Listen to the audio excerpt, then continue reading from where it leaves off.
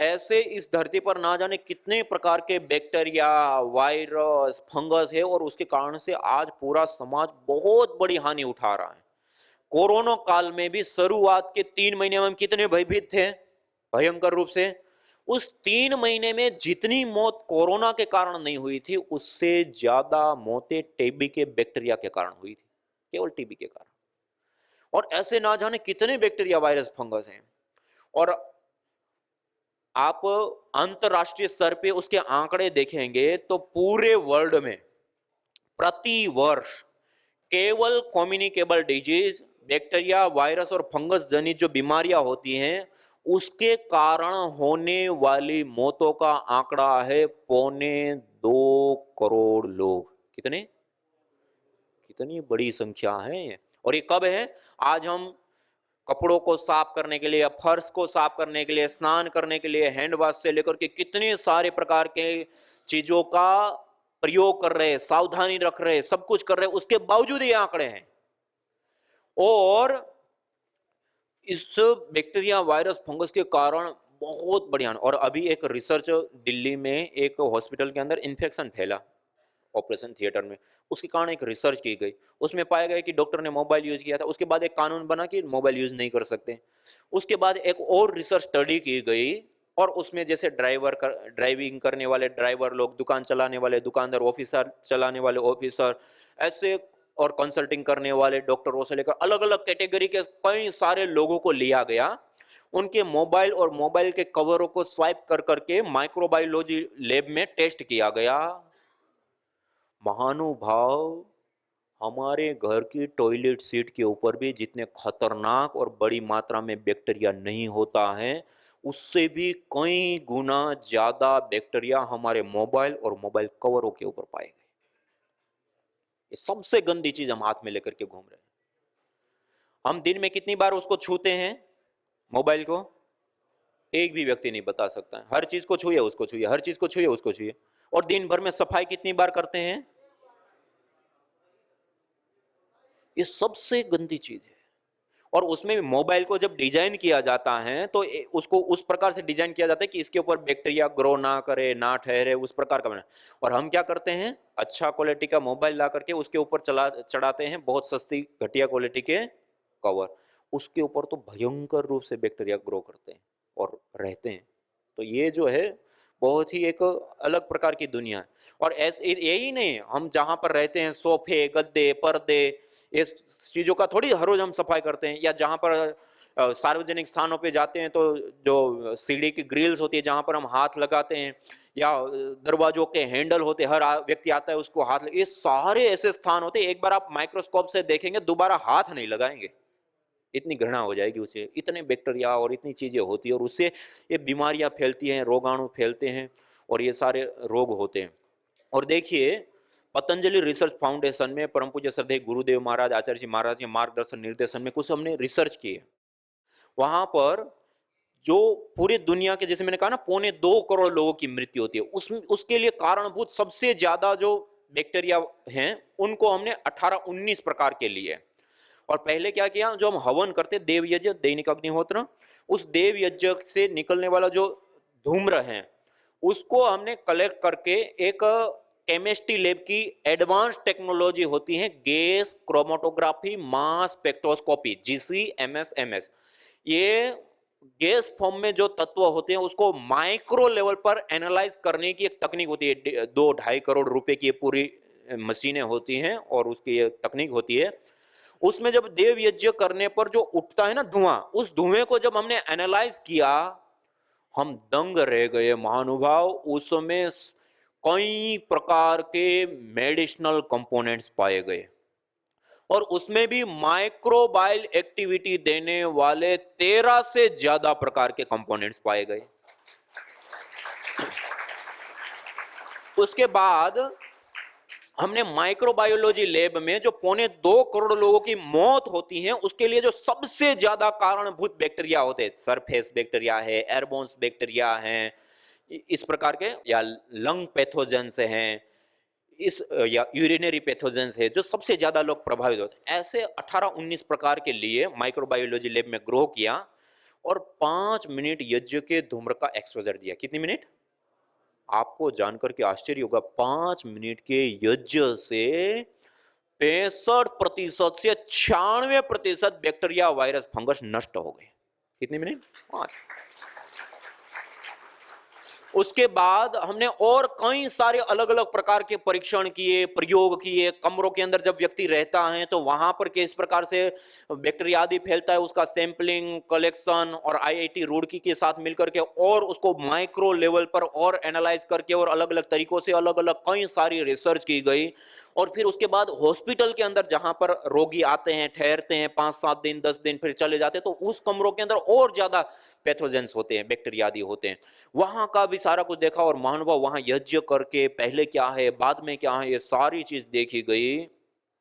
और इन सारे डाटा को एनालाइज करके एक रिसर्च पेपर के रूप में प्रेजेंट करके अंतरराष्ट्रीय स्तर पे जहां पर एविडेंस बेस्ड मेडिसिन के रिसर्च पेपर प्रकाशित किए जाते हैं, उस जर्नल्स के अंदर इसको भेजा। और ये पेपर प्रकाशित हुआ कि भारत की यज्ञ परंपरा को यदि लोगों को सिखाया जाए तो 2.25 करोड़ लोगों को हम बचा सकते हैं। और ये तो मौत होने वाला आंकड़ा है। कितने लोग ऐसे हैं जो बीमार हम हो जाते हैं, दवाई लेते हैं, ठीक हो जाते हैं, कितने हजारों करोड़ रुपए इसके पीछे खर्च होते हैं। और हम यदि अपने घरों के अंदर 5-10 मिनट जो हम अपनी पूजा कर रहे हैं वो वास्तविक मूल पूजा यज्ञ के ऊपर आ जाएं, तो हम अपने पूरे परिवार को, बच्चों से लेकर बुजुर्ग तक, सबको स्वाभाविक रूप से माइक्रोबायोलॉजिकल प्रदूषण से बचा सकते हैं। कितनी बड़ी बात है, कितनी विशेष बात है। तो ये भी एक हमें विशेष प्रकार का लाभ प्राप्त होता है। दूसरा, आपने अभी देखा होगा रेडिएशन का बहुत सारा चल रहा है। जब 5G आया तो और ज्यादा, और कई लोग तो आंदोलन भी कर रहे थे, कई देशों में तो और विशेष रूप से मुहिम चल रही है कि इसको अनुमति ना दी जाए, क्योंकि रेडिएशन बढ़ता है। तो रेडिएशन के कारण हमारी कोशिकाएं डैमेज होती है, हमारे न्यूरॉन्स डैमेज होते हैं, हमारी स्मृति शक्ति के ऊपर उसका प्रभाव पड़ता है, चिड़चिड़ापन बढ़ता है, छोटी छोटी चिड़िया, मधुमक्खी आदि मर जाते हैं। अधिक रेडिएशन वाले वातावरण में रहने से कैंसर जैसे रोग भी हो जाते हैं, और भी कई सारे रेडिएशन के साइड इफेक्ट हैं। हमने दिल्ली में CPCB, central control pollution board, Delhi में हमारी आदरणीय बहन डॉक्टर ममता सक्सेना जी, और जयपुर यूनिवर्सिटी राजस्थान में आदरणीय डॉक्टर YK विजय जी करके, हमने इन दोनों ही जगह पर दिल्ली में ये इलेक्ट्रोमैग्नेटिक जो रेडिएशन होते हैं उसके ऊपर काम किया गया। और जयपुर यूनिवर्सिटी राजस्थान में जो एटॉमिक रेडिएशन कहा जाता है उसके ऊपर अल्फा, बीटा और गामा 3 प्रकार के अलग अलग रेडिएशन होते हैं, उसकी रेंज होती है, और उसके ऊपर हमने प्रयोग किया। महानुभाव, जब हम हवन करते हैं तो जैसे धुआं उठता है, तो वातावरण के अंदर ऑर्गेनिक मॉलिक्यूल्स की डेंसिटी बढ़ने लगती है। जैसे जैसे हवन करना है वैसे वैसे बढ़ने लगे। और जैसे जैसे ऑर्गेनिक मॉलिक्यूल्स की डेंसिटी बढ़ती है, 10% से लेकर के 70% इलेक्ट्रोमैग्नेटिक रेडिएशन से लेकर के एटॉमिक रेडिएशन कम हो जाता है एक बार के लिए। इतनी बड़ी बात। ये हवन का प्रभाव देखिए, रेडिएशन भी कम हो जाता है। और एक विदेश में प्रयोग ये किया गया था, कौन सा देश में, एक जगह पर एक पूरा एरिया ही ऐसा है जहां पर ऐसा एक्टिव पदार्थ जो है रिजर्व हुआ था, रेडियो एक्टिव पदार्थ का, और उसके कारण से उसको बैन किया गया। तो वहां पर जो अन्न आदि थे वो भी विशेष रूप से रेडिएशन से प्रभावित थे। तो उसको क्या किए, यज्ञ की भस्म को पानी में मिला दिया, घोल दिया, और उसके अंदर वो चावल को 12 घंटे डाल दिए।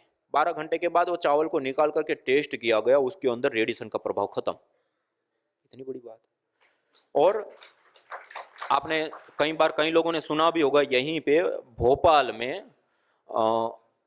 मिथाइन आइसोसाइनाइड गैस का रिजर्व हुआ था, और उस समय कई हजार लोगों की मृत्यु हो गई थी और कई लाख लोग प्रभावित हुए थे, और एक भयावह स्थिति उस समय की थी।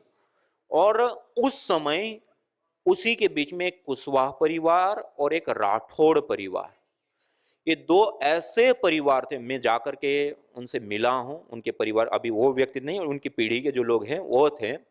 उन्होंने गाय के गोबर के उपले, गाय का घी, चावल आदि से उन्होंने हवन किया था। और महानुभाव, वो चमत्कारी लाभ हुआ कि वो चारों ओर लाशें बिछी थी, उसके बीच में वो दोनों परिवार को एक आंच भी नहीं आई। और उस समय सरकार की ओर से जो लोग जीवित रह गए थे उसमें जो गर्भवती माताएं थी उनका गर्भपात सरकारी हॉस्पिटलों में प्रचार करके किया जाता है कि जो गर्भवती माताएं इसमें रह गई हैं वो अपना गर्भपात कराए, वो जो बच्चे हैं वो सुरक्षित नहीं जन्मेंगे, बहुत ज्यादा उसके शरीर के ऊपर गलत प्रभाव होगा और एक बहुत अलग स्थिति होगी, तो गर्भपात कराया जाता था। उस समय वहां पर एक माधव आश्रम करके एक संस्था है, उन्होंने इसको विपरीत में प्रचार किया कि ये जघन्य पाप है, ये पाप मत कीजिए, आप हमारे पास आइए, यज्ञ कीजिए, हवन में बैठिए, आपके बच्चों को कुछ नहीं होगा। और 19 ऐसी माताएं थी जिन्होंने इनकी बात मानी, और उसमें 2 तो मुसलमान की माताएं थी, और उन्होंने हर रोज यज्ञ किया, हवन किया, और 19 के 19 माताओं ने जब बच्चों को जन्म दिया, नॉर्मल डिलीवरी हुई और सारे बच्चे सामान्य। कितनी बड़ी ये जो घटनाएं हैं वो कितनी बड़ी। हम यदि हर रोज अपने घर में यज्ञ करते हैं तो कभी भी इसी प्रकार की कोई भी घटना घटती है, ऐसी कोई स्थिति बनती है, उससे स्वाभाविक रूप से हम बढ़ते हैं, एक आभा मंडल, एक ऑरा हमारा वो बनता है। ये तो वातावरण की दृष्टि से एक बहुत ही अलग प्रकार का विशेष। अभी यहीं पे एक हमारे आदरणीय भाई शिवम भाई जी आए हैं, वो कल रात को मेरे को फोन करके बताएं कि अभी दिल्ली में पोल्यूशन हो रहा है, तो मोदीपुरम या ऐसे कुछ है, वहीं पे वो रहते हैं, तो ये हर रोज हवन करते हैं, यज्ञ करते हैं। तो जब उनके मित्र आदि उनके घर पे आए तो वो एकदम से मतलब उस वातावरण से ऐसे प्रभावित हुए, कह रहे कि पता नहीं ये इतना पोल्यूशन है बाहर और सब कुछ है, लेकिन यहाँ आकर के हमें मतलब एक अलग प्रकार की फीलिंग और बहुत ही मतलब जैसे एक होता है ना राहत मिलना, अच्छा लगना, स्वास्थ्य की दृष्टि से हल्का लगना। मानी वो कह रहे थे कि वो इतने प्रभावित हुए और वो कह रहे थे कि एयर प्योरीफाई मशीन आदि अभी सब जगह पर दिल्ली में लोग लगाए रहे हैं अभी, क्योंकि बहुत हाई लेवल पर आंकड़ा है, 1200 तक पहुंच गया है वो AQI लेवल, जो भी वातावरण का जो आंकड़ा है, अब वो इतना बढ़ चुका है, तो वो एयर प्योरीफायर मशीन लगाने के लिए वो कर रहे थे। यहाँ आए उन्होंने ये देखा, इन्होंने कहा कि कुछ मत कीजिए, यज्ञ वेद हवन को ले जाइए, हर रोज घर में हवन कीजिए, यही हमारा एयर प्योरीफाई है, और उन्होंने यही शुरू कर दिया। तो ये अपने आप में एक बहुत बड़ी और विशेष बात है कि हवन यज्ञ जो है वो अनेक, और ये साइंटिफिक रूप से भी आज कई रिसर्च इसके ऊपर हो चुकी है। एक नासा में अंतरिक्ष वैज्ञानिक के रूप में भारत मूल के एक वैज्ञानिक है डॉक्टर ओम प्रकाश पांडे, वरिष्ठ वैज्ञानिक के रूप में वहां पर कार्य करते हैं। तो वो जब अंतरिक्ष का कार्य उनके उसमें था तो उसमें क्या करे कैसे करे, जैसे अभी ओजोन परत में क्षरण हो रहा है और अलग अलग चीजें, तो उसके समाधान के रूप में वो काम कर रहे हैं। तो उस समय उन्होंने भारतीय, जैसे मैंने आपको बताया ना, वसो पवित्रमसि देवरसि पृथ्वीरसि, जो मंत्र का उच्चारण कराए कि द्यूलोक में स्थित होने वाला है उसका शोधन, ये कुछ उनको वेदों से प्रमाण मिले, उसके आधार पे उन्होंने कुछ परीक्षण वहीं पे किए, तो उनको लगा कि ये कुछ हो सकता है। फिर यहाँ पर दक्षिण भारत की एक लेबोरेटरी और संस्थान के साथ मिल करके और उन्होंने सैटेलाइट के कई सैटेलाइट लगाए और सैटेलाइट के माध्यम से पूरा अंतरिक्ष का उन्होंने आकलन किया कि क्या स्थिति है, कैसे हैं, और लाइव देख रहे हैं, लगातार आंकड़ों को एकत्रित कर रहे हैं। और जो हमारे भारत में जो बड़े अनुष्ठान किए जाते हैं ना, जो याग किए जाते हैं, वो याग करवाया। महानुभाव उनको आश्चर्यजनक तरीके से पॉजिटिव चेंज होते हुए देखे उन्होंने आकाश मंडल में। उसके बाद उन्होंने लखनऊ में एक लेबोरेटरी के साथ मिल करके और कार्य करना शुरू किया कि क्यों हुआ, क्या हुआ, कैसे हुआ। हम जो गाय का घी आउट करते हैं ना, उससे बनती है ethylene oxide, propylene oxide gas, और उन गैसों के वातावरण में आने के बाद एक फोटोकेमिकल प्रोसेस चलती है। कौन सी प्रोसेस? आपने सबने फोटोसिंथेसिस तो प्रक्रिया तो सुनी है। क्लोरोफिल, पत्तों का जो हरापन होता है उसके ऊपर जब सूर्य की किरणें पड़ती हैं तो CO2, कार्बन डाइऑक्साइड का बॉन्ड जो वातावरण में है वो टूटता है, कार्बन को अपना आहार बना लेते हैं, ऑक्सीजन अलग हो जाता है। सामान्य रूप से हम क्या कहते हैं, पेड़ पौधे ऑक्सीजन देते हैं, वास्तव में पेड़ पौधा कोई ऑक्सीजन जनरेट नहीं कर रहा है, बना नहीं रहा है, दे नहीं रहा है, वो पहले से ही वातावरण में कार्बन के साथ उसका बॉन्ड है। पेड़ को क्या चाहिए, कार्बन अपना आहार बनाए, तो ऑक्सीजन अलग हो जाता है फोटोसिंथेसिस प्रक्रिया में। ऐसे ही ये दूसरी प्रोसेस होती है फोटोकेमिकल प्रोसेस, जिसमें गैस जब आपस में मिलती हैं और एक निश्चित टेम्परेचर जब उसको मिलता है तो उसके बॉन्ड्स टूटते हैं, बनते हैं, टूटते हैं, बनते हैं। जिसके परिणाम स्वरूप, जिसको हम हानिकारक गैसें कहते हैं, पोल्यूटेंट गैसें कहते हैं, SOx, NOx, CFC आदि, वो गैसें भी न्यूट्रलाइज होती हैं, खत्म होती है। हवन करने से प्रदूषण दूर होता है, ये साइंटिफिक रूप से भी प्रूव हो चुका है। और आज एक दो नहीं, कई सारी रिसर्च स्टडी इसके ऊपर हो चुकी हैं कि इतने एरिया में है तो इतनी मात्रा में हवन करने से ऐसे असर हुआ, ऐसे असर हुआ। ये साइंटिफिक रूप से हो चुका है कि हवन करने से वातावरण शुद्ध होता है, पवित्र होता है, सुगंधित होता है, हानिकारक गैसों से बचाव होता है, एयर पोल्यूशन से हम बचते हैं। तो ये भी एक अपने आप में एक बहुत बड़ी और विशेष उपलब्धि हमें यज्ञ के माध्यम से। तो ऐसे हम देखें तो यज्ञ के सैकड़ों प्रकार के लाभ हैं, सुगंधि से लेकर के बैक्टीरिया, वायरस, फंगस आदि को दूर करने से लेकर के शुद्ध वायु के प्राप्त होने से लेकर के अलग अलग अनेकों लाभ हैं। और एक ही यज्ञ है, और यज्ञ करने से अनेक अनेक प्रकार के लाभ, और इसके साथ साथ विशेष हमें लाभ मिलता है चिकित्सा के लाभ। क्या लाभ मिलता है? आरोग्य की दृष्टि से, स्वास्थ्य की दृष्टि से। मेरे साथ बोलिए, अथर्ववेद के अंदर विशेष रूप से बताया, यदि क्षितायुर यदि वा परेतो यदिर मृत्योरंतिकम नित एव तमाहरामि निर्ऋतेर उपस्थानाद अस्पार्शमेनम सतसारदाय। यदि व्यक्ति की आयु बढ़ गई है, उनकी धातु ये क्षीण हो गई है, उनके प्राण क्षीण हो गए, मृत्यु और अंतिकम, मृत्यु के अंतिम स्थिति में है, अब जीवन लंबा नहीं दिख रहा, तमा हरामी निरृतेर उपस्थानाद अस्पार्शमेनम सतसारदाय, उसको भी मैं यज्ञ बाहर लाता हूं और सतसारदाय 100 साल की निरोग आयु प्रदान करता हूं। कितनी बड़ी बात बताई।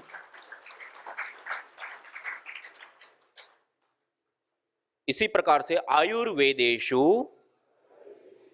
यत् प्रोक्तम यस्य रोगस्य भेषजम तस्य रोगस्य शांत्यर्थम तेन तेनेव होमयेत। इसमें कहा कि जिन औषधियों का प्रयोग आयुर्वेद में जिन रोगों के शमनार्थ किया जाता है, उन्हीं द्रव्यों से हवन यज्ञ करने पर वह रोग हमारे शांत होते हैं, दूर होते हैं, नष्ट होते हैं। इसी प्रकार सुश्रुत संहिता के अंदर बताया, यया प्रयुक्त्या चेष्ट्या राजयक्ष्मा पुराजित ताम वेद विहिताम आरोग्यार्थी प्रयोजयेत। कहा कि जो जब बीमारी की अवस्था बढ़ जाती है, बिगड़ जाती है, अलग अलग प्रकार के औषध आदि लेने के बाद भी काबू में नहीं आ रही हैं, उस समय वेद विहित यज्ञ का अनुष्ठान करके उस बीमारी को जीते। कितनी बड़ी बात बताई।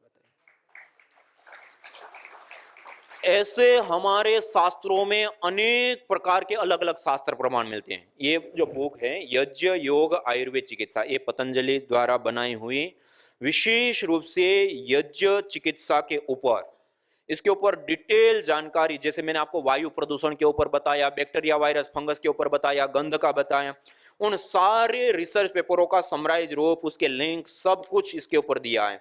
उसके साथ पतंजलि रिसर्च फाउंडेशन में भी क्या क्या रिसर्च है और किस किस प्रकार से की गई है, उसका पूरा साइंटिफिक डाटा पूरा विशेष रूप से इसके अंदर किया गया है।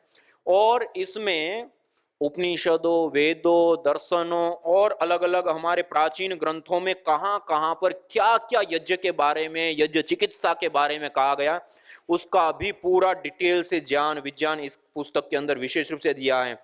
इसी प्रकार से रोगानुसार यज्ञ भी है पूरा, दूसरा रोगानुसार योग, प्राणायाम, ध्यान आदि उसके ऊपर लिखित रूप में सचित्र पूरा का पूरा, कौन से रोग में कौन सा प्राणायाम, योगाभ्यास आदि पूरा सचित्र विवरण इसमें दिया गया है। पूरा का पूरा रोगानुसार पैकेज वाइज पूरा आसनों से लेकर पूरा एक्यूप्रेशर का भी पूरा इसके अंदर वो दिया गया है। और इस प्रकार रोगानुसार आयुर्वेद, आयुर्वेद में क्या पथ्य है, क्या अपथ्य है, क्या औषध लेनी है, क्या घरेलू उपचार है, क्या प्राकृतिक चिकित्सा, पूरा का पूरा ट्रीटमेंट के हिसाब से ये यज्ञ योग आयुर्वेद चिकित्सा। और इसमें विशेष रूप से यज्ञ चिकित्सा का डिटेल से आपको वर्णन मिलेगा। आप देखेंगे जैसे आपने 3 मंत्र आपके मुख से उच्चारण कराए, ऐसे सैकड़ों प्रमाण इस पुस्तक के अंदर विशेष रूप से हमें प्राप्त होते हैं।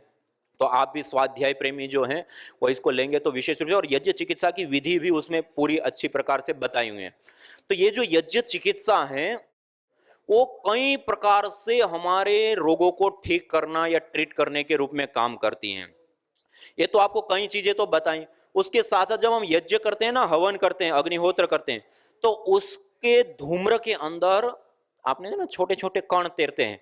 उसको जब हमने एनालाइज करके देखा, महानुभाव पूरे वर्ल्ड में हजारों करोड़ रुपए खर्च करके आज नैनो मेडिसिन के ऊपर शोध किया जा रहा है, और यज्ञ से उठने वाले धूम्र के अंदर 50 नैनोमीटर से लेकर के 250 नैनोमीटर के बीच के पावरफुल मेडिसिनल नैनो पार्टिकल पाए जाते हैं।